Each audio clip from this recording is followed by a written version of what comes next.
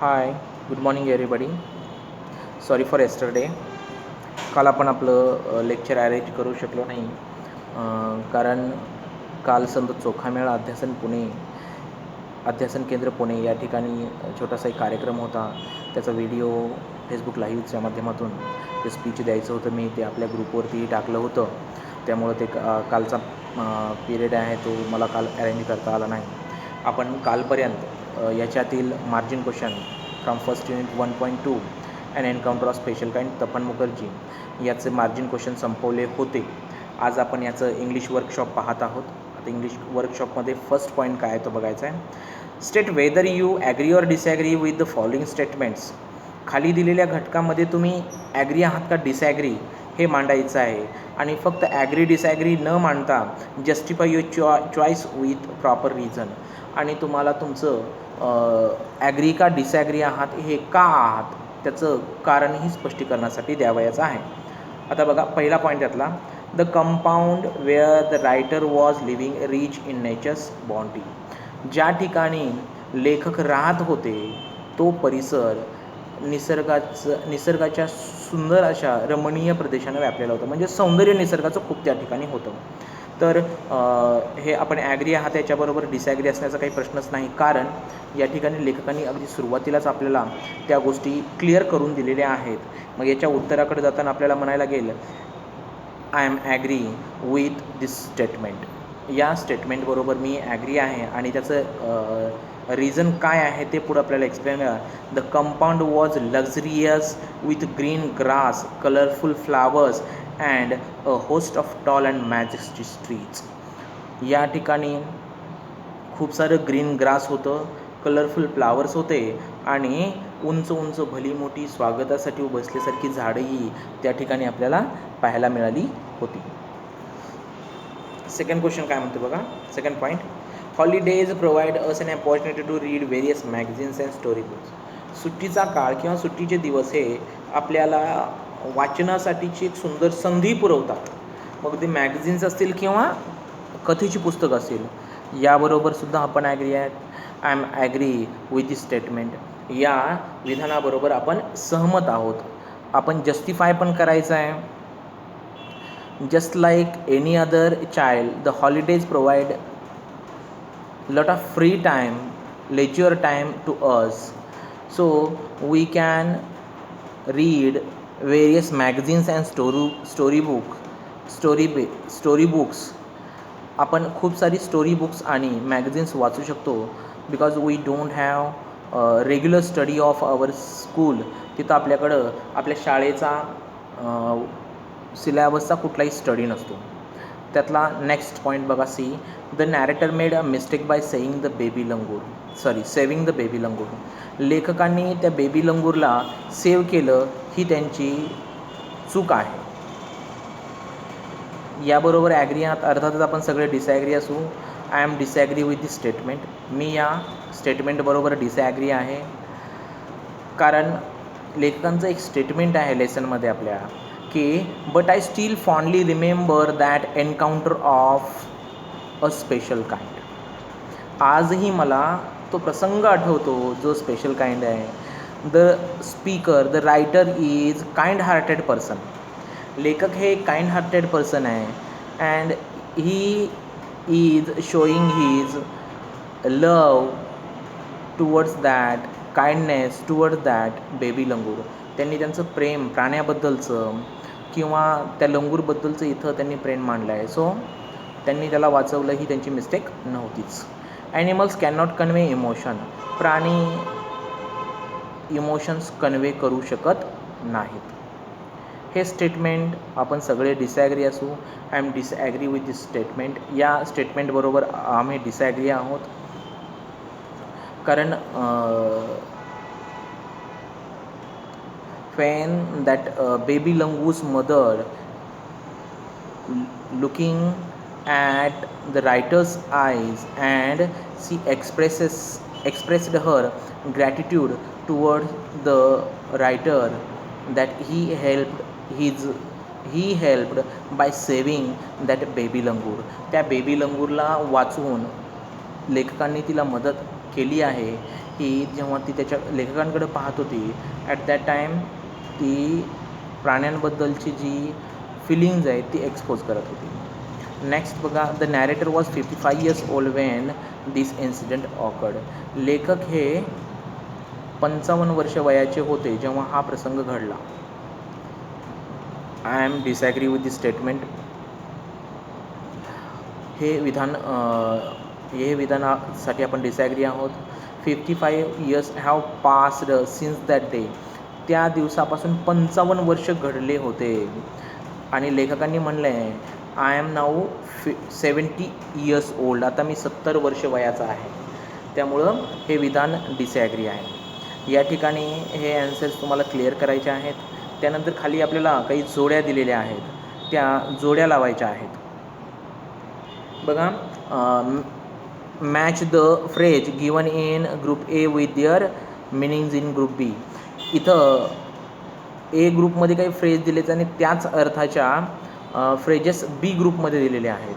तर आपल्याला एच्या जोड्या बी बरोबर लावायच्या आहेत. सी ग्रुप एमध्ये ए काय सांगतोय बघा, to be a part and parcel of. एक अविभाज्य घटक असणं. याची जोडी या घटकातील 6 बरोबर लागेल. 6 नंबर ग्रुप बीमध्ये to be essential and integral part, याचा म्हणजे एक अविभाज्य घटक. त्याच्यानंतर बीची जोडी बघायची आपल्याला, टू बी एनग्रॉस्ड इन, च्यामध्ये पूर्ण गुंतून जाणे. याची जोडी 5 बरोबर लागेल. To be completely occupied in, पूर्ण व्यापले जाणे म्हणजे गुंतून जाणे. C to take notice of, याची जोडी 1st नंबरवर लागेल ग्रुप बीमध्ये. To take notice of, to observe and give attention, एखाद्या गोष्टीचं निरीक्षण करून त्या दिशेवरती लक्ष देणे. टू फिगर आउट, डी आहे त्याच्यातला एमधला, त्याची जोडी 2nd बरोबर लागेल बीमध्ये. 2nd काय म्हणते बघा, to be able to solve a problem, एखादी समस्या सोडवण्याची क्षमता असणं. टू फिगर आउट म्हणजे. ईची जोडी बघा, आता ईची जोडी 4 बरोबर लागेल कॉलम बीमध्ये. ई म्हणतं आहे की ई टू पॉन्डर ओव्हर, एखाद्या गोष्टीबद्दल गांभीर्याने विचार करणं.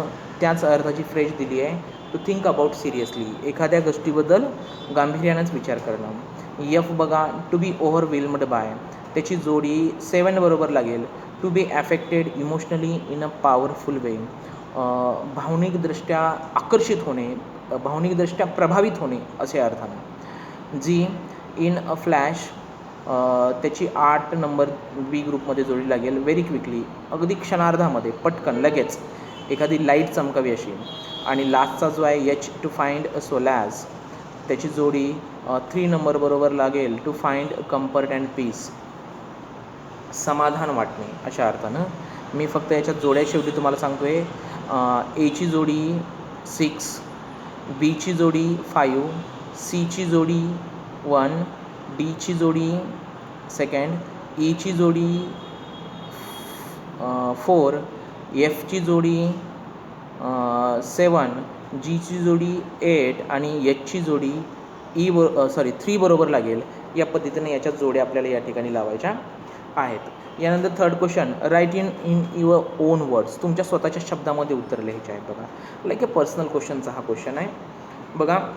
Why did the narrator ignore the barking of dogs, लेखक त्या कुत्र्यांच्या भुंकण्याकडं का दुर्लक्ष करत होते. अर्थातच त्याची कारणं आपण सुरुवातीला चर्चिली आहेत. The narrator ignore the barking of dog because, लेखक त्या कुत्र्यांच्या भुंकण्याकडं दुर्लक्ष करत होते. एक, he was deeply absorbed in reading that book, जे पुस्तक ते वाचत होते, हॉरर स्टोरीचं बुक होतं ते वाचण्यामध्ये पूर्ण गुंतलेले होते. हे एक त्याचं रिझन असेल. And 2nd reason, he thought that the pack of dogs might have cornered a हॅपलेस pig, कदाचित त्यांना असंही वाटलं की जे एखादं दुर्दैवी ते डुक्कर आहे जे कुत्र्यांकडून त्याच्यावरती हल्ला केला गेला आहे. म्हणजे दोन्ही गोष्टी तेवढ्या त्यांनी गांभीर्यानं घेण्याइतपत योग्य वाटल्या नाहीत, म्हणून त्यांनी त्याच्याकडे दुर्लक्ष केलेलं होतं. सेकंड पॉईंट यातला बघा, why did mother langur make no effort to grab her baby from the coop. जे पोल्ट्री कूप होतं त्या पोल्ट्री कूपमध्ये जेव्हा त्या बेबी लंगूरला घेऊन गेले तेव्हा त्या बेबी लंगूरला परत घेण्यासाठी त्या बेबी लंगूरच्या आईनं प्रयत्न केले नाहीत. त्याची कारणं आपण असं या अगोदरही वाचलं आहे. The mother langur watched the care taken by the narrator. लेखकांकडून जी काळजी त्या मदर लंगूरच्या त्या बेबी लंगूरची घेतली जात होती, यामुळं तिला एक सोलॅस मिळाला होता, समाधान मिळालं होतं. तिला तिथं घाई करण्याची गरज नव्हती. आणि second, she was convinced that no harm was being done to her baby. कुठल्याही प्रकारची हार्म त्या फॅमिलीमधून किंवा त्या फॅमिली मेंबर्सकडून तिच्या बेबीला होत नव्हती आणि त्यामुळे त्यांना ती गरज जाणवली नाही. त्या मदर लंगूरला ती गरज जाणवली नाही आणि म्हणून मदर लंगूरनं या ठिकाणी तिला त्या बेबीला घेण्याची घाई केली नाही. या ठिकाणी हा क्वेश्चन संपतोय. पेज नंबर 13वरती या. Read the text carefully and arrange the occurrence of happening in the text in sequential order. जो क्रम आहे, धड्या आपण अभ्यासला आहे, त्या धड्यामध्ये ज्या क्रमानं हे प्रसंग घडले ते प्रसंग या ठिकाणी आपल्याला क्रमानं मांडायचे आहे. They are given in 13 sentence.